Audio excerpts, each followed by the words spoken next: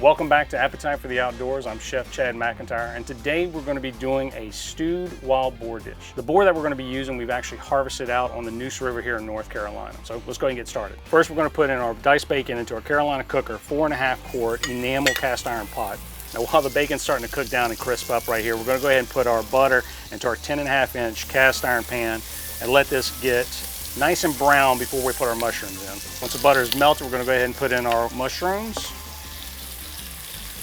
So now the mushrooms are cooked right here. We're going to go ahead and take this off the heat, and this is going to go into the dish last, so we're going to get this out of our way. We're going to go ahead and turn the heat off on this bacon right here, and we're going to take the bacon out of the grease and set this off to the side.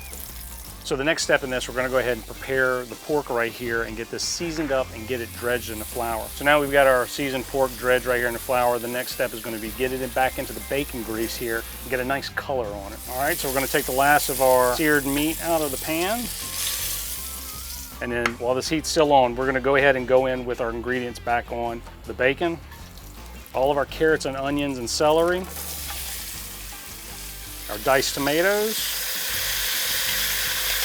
our tomato paste, and we're gonna go ahead and put in our cup of red wine, the garlic and our bay leaves, and then carefully incorporate the meat back into the dish.